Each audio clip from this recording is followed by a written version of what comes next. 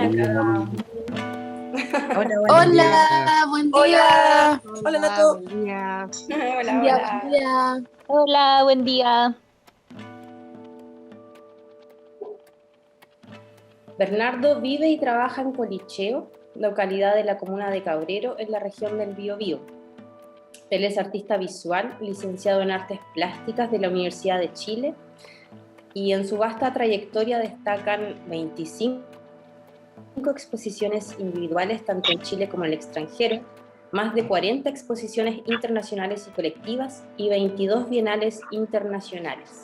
Experiencias de las cuales queremos rescatar su representación por Chile en la 57ª Bienal de Venecia, el 2017, con su obra Werket. En la producción de su obra confluyen diferentes temáticas como el paisaje, la identidad, el territorio. Se interesa por los relatos marginados, las urgencias geopolíticas, ambientales y contingencias en un amplio espectro. Otra variante desde la cual opera es la performance, desde su propia experiencia autobiográfica y la exposición del cuerpo como antonomasia de los estereotipos negativos sobre la piel y el cuerpo indígena. En sus propias palabras, mi actividad artística está vinculada al contexto popular, a los espacios marginales, me refiero a lo desplazado, devaluado e invisible. Mis estrategias de trabajo no son complejas, puesto que me pertenecen naturalmente por filiaciones, clase social, cultura y etnia. Son relatos ausentes o marginados que no han sido ilustrados y que me resulta absolutamente necesario inscribir en la historia y en la memoria de este espacio geográfico. Hola, muchas gracias por la invitación. Y bueno, como decías tú, voy a hablar del maravilloso Collón hoy día y de la obra Werken, que justamente uno de los núcleos eran 1000 collones. Y así que le voy a hablar lo que sé, ¿cierto? Del Collón mismo, de la máscara y de la obra. Les voy a mostrar también algunos ejemplares que tengo acá y vamos a hablar un poco también de la construcción estética de la máscara. Bueno, entonces voy a empezar por el Collón. Voy a compartir la presentación.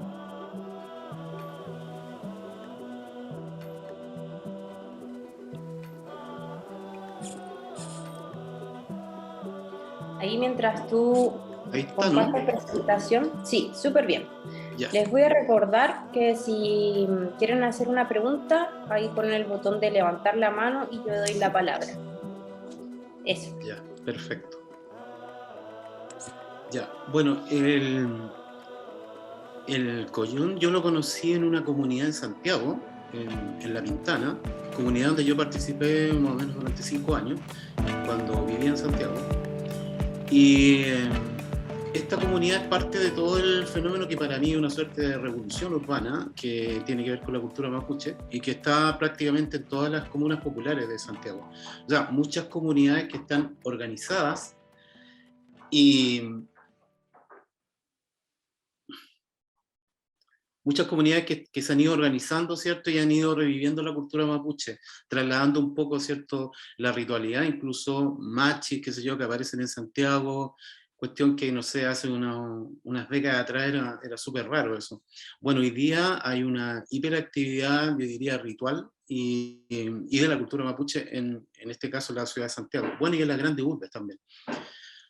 Ahora, el Collón mismo es como decía yo lo conocí un día en un ritual, en un guillatún en Santiago.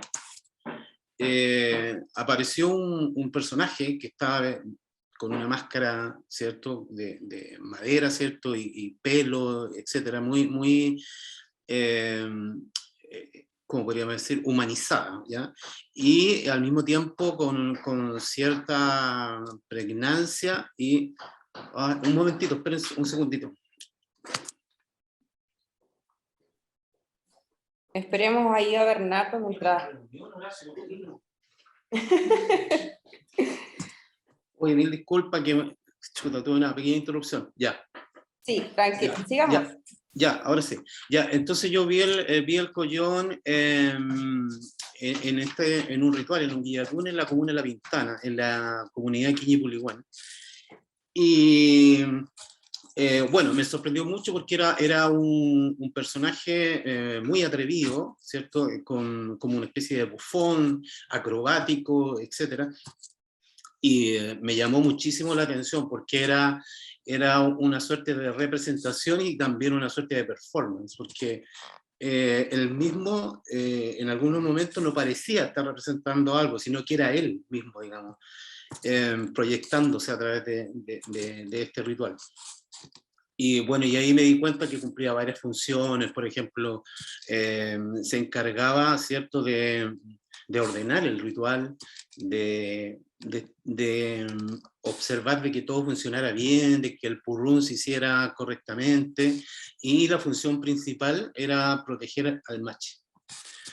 Se supone que el collón en la antigüedad era una entidad mística, y que podía viajar, ¿cierto?, al mundo como metafísico, ¿cierto?, y en el mundo real. Estaba en los dos estados, digamos.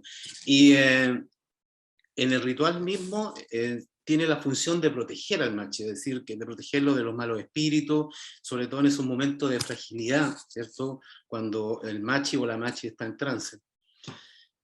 Entonces, tiene poder, ¿cierto? Y también tiene una presencia muy performática dentro del ritual.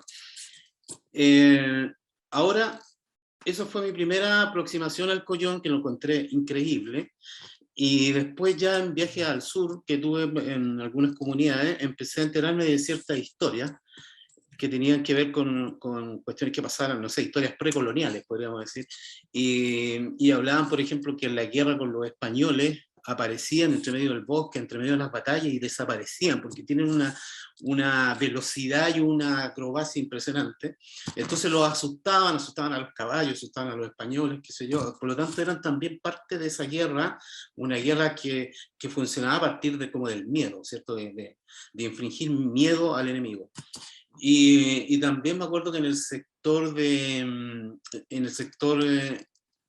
de Futrono también contaban ciertas historias de un collón que aparecía y asustaba a la gente y nadie sabía quién era, que esa era una historia mucho más actual y que aparentemente era una especie de ermitaño que vivía en el bosque. O sea, tiene todas estas características que parecen, se supone que en la actividad nadie conocía al collón, nadie sabía quién era el que hacía este personaje, por lo tanto tiene esta cuestión enigmática que es muy potente.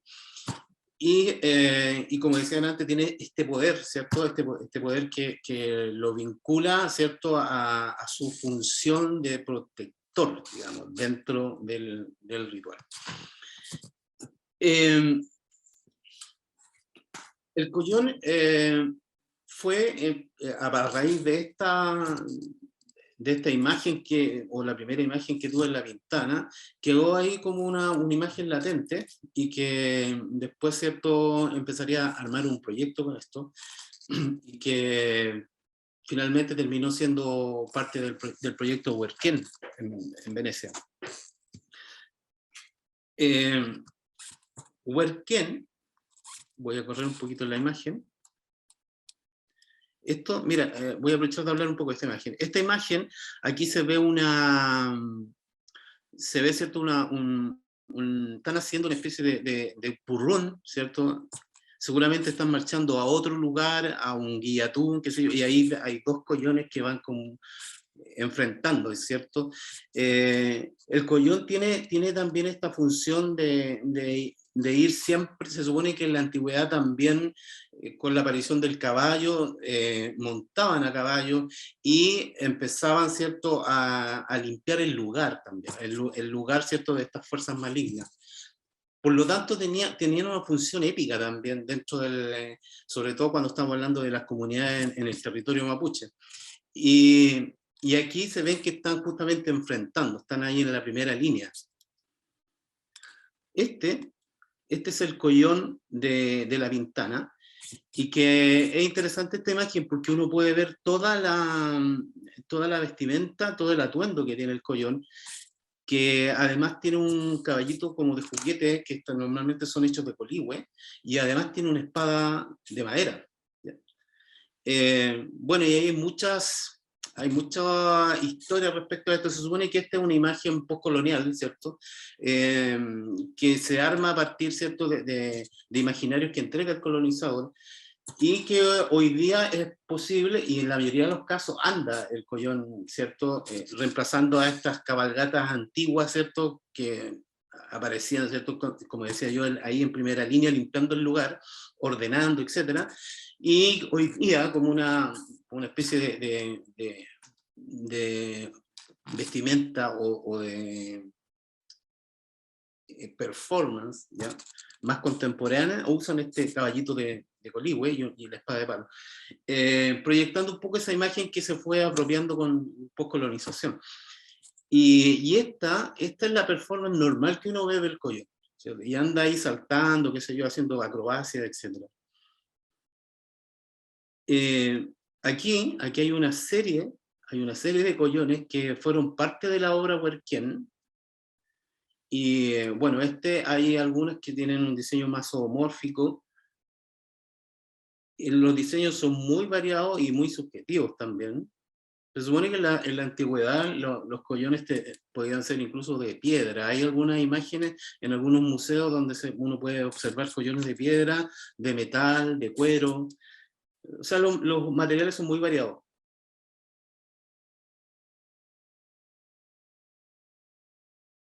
Bueno, ahí después le voy a hablar un poco de Huerquén, cómo se hizo Huerquén, porque estos son muchos artesanos, muchos artistas desde Santiago, Puerto Montt, que trabajaron en la obra.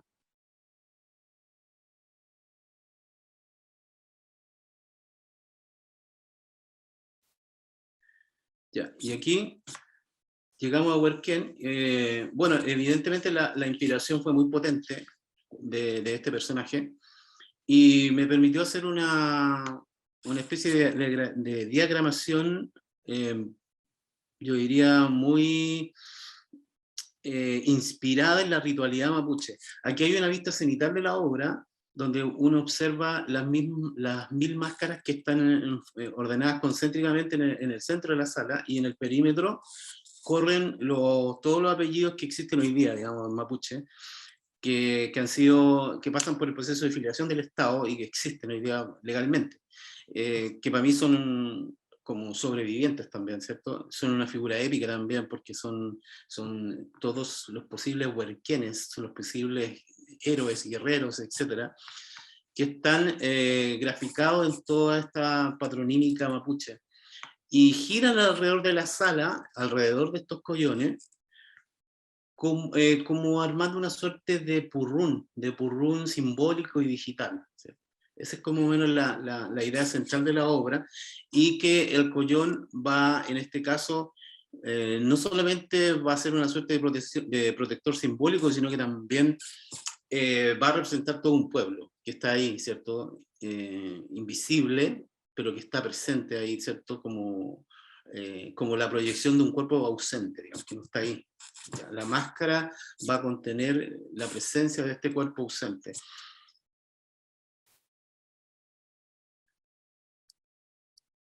Ahora, respecto a cómo se hace Huerquén,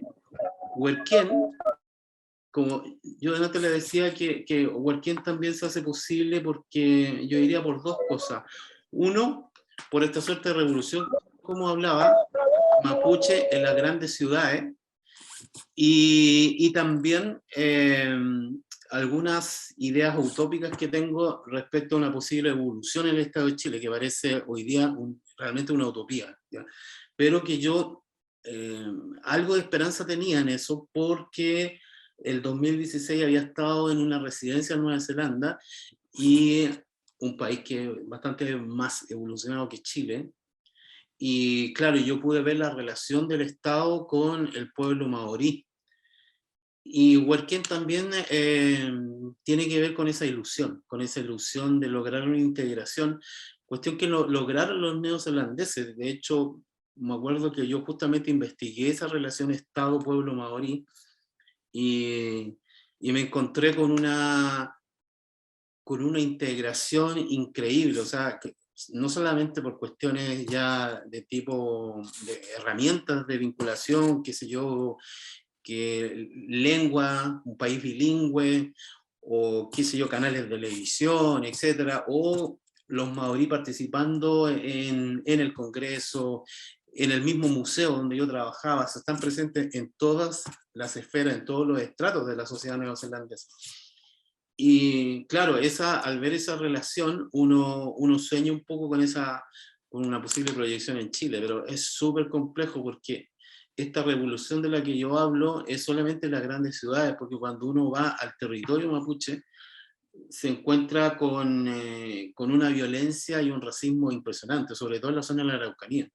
El, por ejemplo, un dato nomás, que el 80% de las personas en la Araucanía votó por una represión militar, digamos, en la zona hace muy poco. Ahí hay una negación, hay un miedo, hay un montón de factores que influyen ahí que no sea posible esto y que solamente se está abriendo en las grandes ciudades. Y por eso no es tan extraño pensar que Huerquén haya nacido desde La Pintana, desde la ciudad de Santiago. Pero tenía esa utopía de pensar en un país, ¿cierto? En una imagen que representa a Chile, ¿cierto? En la Bienal de Venecia, un país que aunque lo niegue es absolutamente mestizo, con una hegemonía, ¿cierto? A nivel de genética del pueblo mapuche, ¿cierto? Sin embargo, que todavía no logra evolucionar a ese punto, ¿cierto? De lograr una integración. Y por lo tanto, Huerquén también contenía toda esa fijación, digamos, de ese horizonte así como optimista de pensar en que esa evolución que uno está viendo, que lo vio en el estallido social, por ejemplo, que se podría proyectar, ¿cierto? Tal vez con la nueva constitución, no sé, a un país que sea más integrador. O sea, Huerquén tenía ese sueño, esa ilusión. Y esta es una imagen de la comuna de La Pintana, de la comunidad Quiñi-Puligüén, con la que fue el eje central del proyecto, el lonco Osvaldo Cheuquepán, que nos dejó el año pasado, fue el que organizó toda esta relación como a la antigua, así como una especie de ayarrehue, organizó todo el trabajo hasta Puerto Montt. Y entonces yo iba como visado, ¿cierto?, a estos lugares bellísimos, y donde pude ver algo y que hoy día me hace mucho sentido, sobre todo cuando hablamos de las máscaras, porque el mapuche usa la máscara, en este caso el collón, con absoluta naturalidad, porque en la vida cotidiana es una persona súper transparente, no usa máscaras, digamos, como los occidentales, o como estamos hoy día sometidos en la decadencia de este modelo, donde toda la gente tiene careta, ¿cierto? Nadie, o todo el mundo está sometido y no es nunca él, sino que y tiene que hacerlo porque necesita sobrevivir, etc.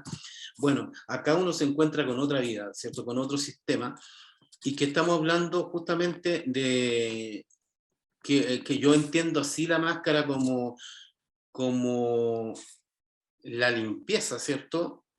La limpieza y la legitimidad que tiene la máscara en el ritual, justamente porque el mapuche es un tipo que no necesita máscaras, ¿cierto? En la vida cotidiana. Es algo bien curioso, y lo digo ¿por qué? ¿Por qué digo esto? Porque cuando yo iba a retirar las máscaras, pese que estaba absolutamente visado por el lonco, que el lonco había hecho los contactos y todo, llegaba a los lugares, yo con toda la ansiedad de ver las máscaras, y empezábamos a conversar, tomar mate, después almorzábamos, seguíamos en la tarde, pasaban las horas, qué sé yo, tipo 5 o 6 de la tarde, recién me decían, vamos a ver las máscaras, después de haber conversado todo el día, hablando de todo, de la familia, del mismo proyecto, etc.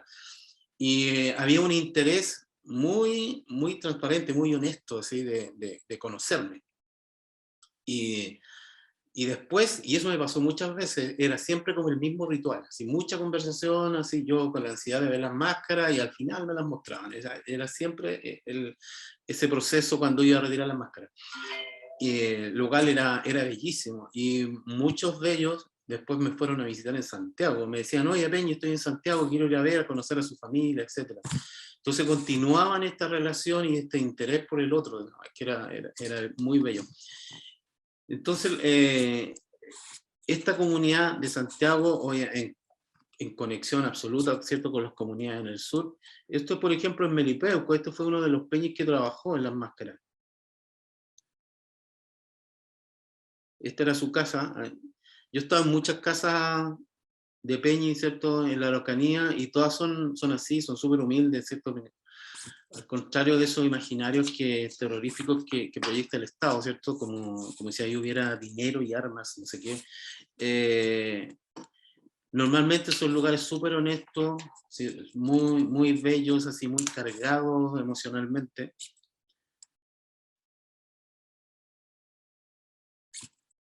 Esta es una imagen del montaje de Huerquén, esta es la forma cenital. Ya, como les decía, el Huerquén finalmente se va a simbolizar y va a construir un gran ritual analógico obviamente, ¿cierto? Donde los LED van a girar alrededor como un purrún, una danza, digamos, una danza mapuche, alrededor de estos protectores. Esa es la inauguración de Huerquén. A propósito, Huerquén fue una obra muy, muy exitosa, salió en todos lados hasta el día de hoy. Me siguen entrevistando sobre esta obra después de tantos años, ya llevamos, no sé, 4 años.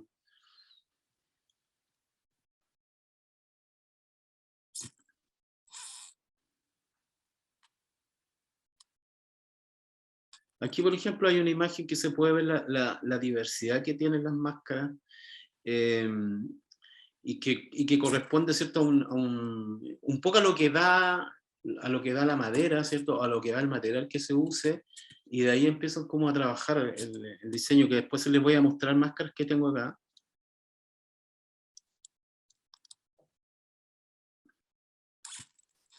¿Cierto? Hay un detalle ahí de la patronímica mapuche.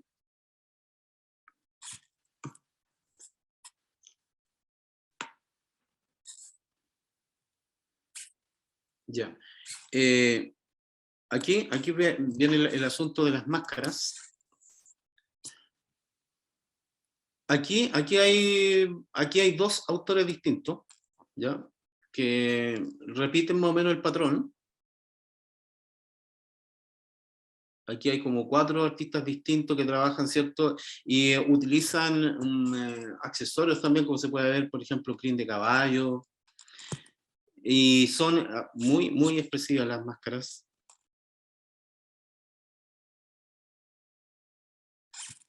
Esta es otra obra que hice que se llama Collón, que la mayoría de estas obras, casi todas las hice yo. ¿Ya?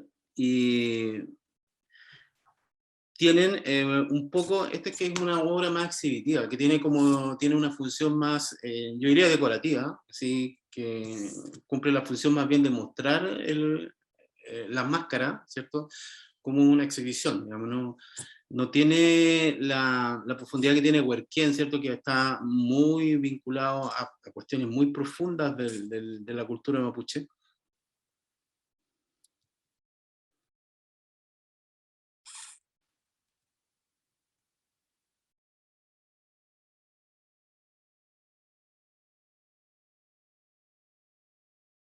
Ahora, en relación a Huerquén, el fenómeno que pasa en Venecia llamó muchísimo la atención porque habían varias cuestiones. Por ejemplo, la lectura más rápida que hacía todo el público era que decía que parecía que era como todo un pueblo como que estaba gritando ahí, pero en silencio, digamos.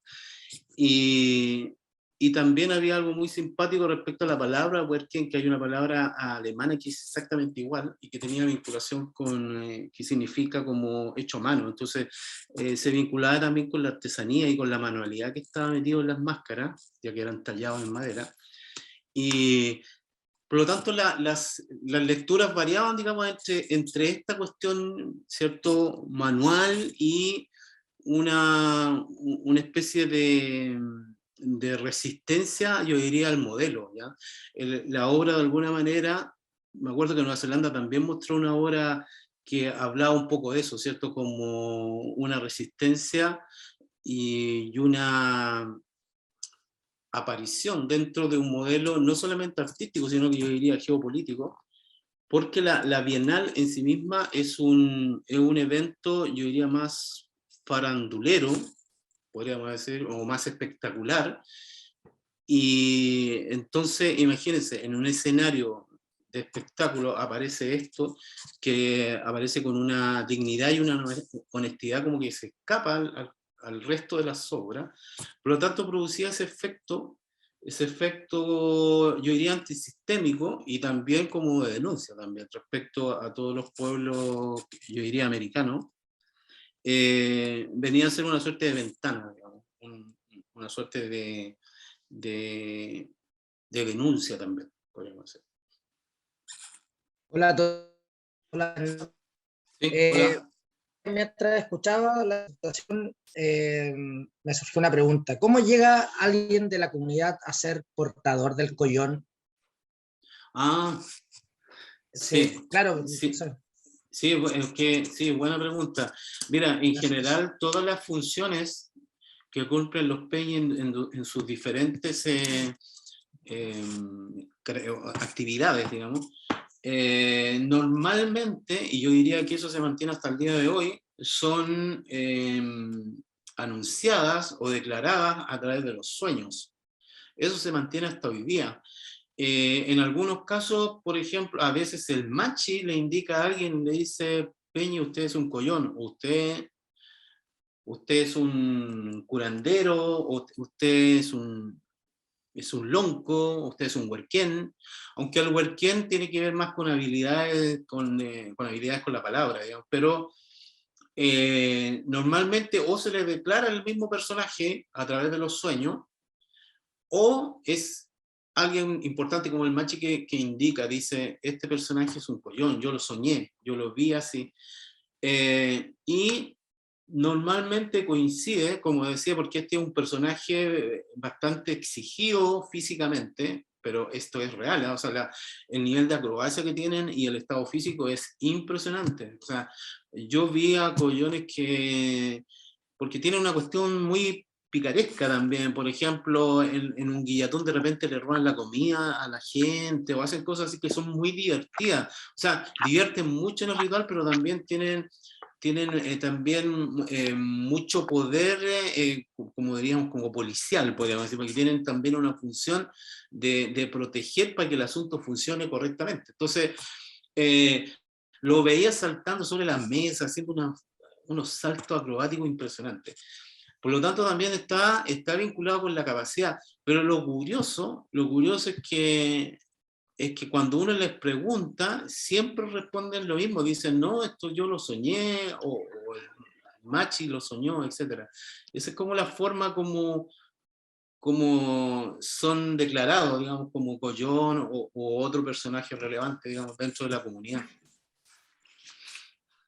Se supone que la máscara tiene una fuerza que se le da a lo estético, y que básicamente son expresivas y que está dado, las máscaras son, yo diría que tienen como la gestualidad que tienen, o el diseño estético que tienen, de alguna manera les da una cierta fortaleza al collón, digamos, porque son imponentes y proyectan una especie de poder, ¿cierto? Que, como yo le decía, se acompaña con algo medio fantasmagórico, porque como es con esta versatilidad que tienen, ¿cierto? Y esta cuestión acrobática, aparecen y desaparecen así con una facilidad increíble, y con esta apariencia que tienen, así que son muy fuertes,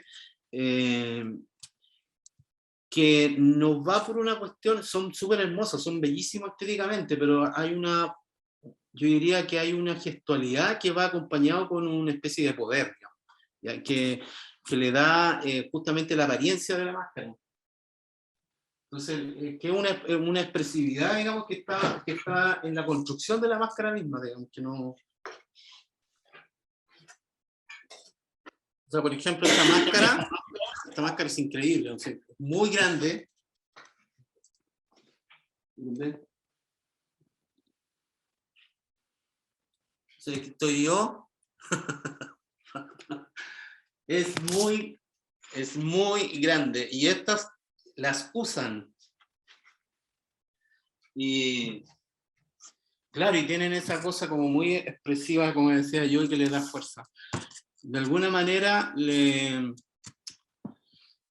lo que yo entendía que aparte que uno veía como ciertas señas así como que lo remitían como un humano, pero también tenía esta fuerza que está dada por la gestualidad, digamos, como por el artesano, por el artista que la fabrica. Y los otros que son como personalizados, digamos. El collón normalmente incide mucho en la construcción de su máscara.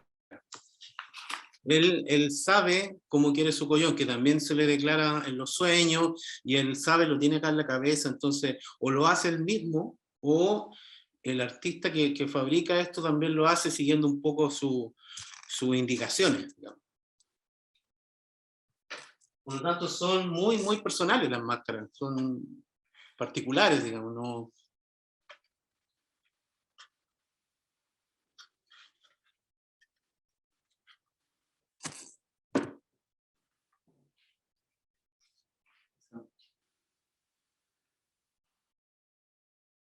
Son máscaras increíbles.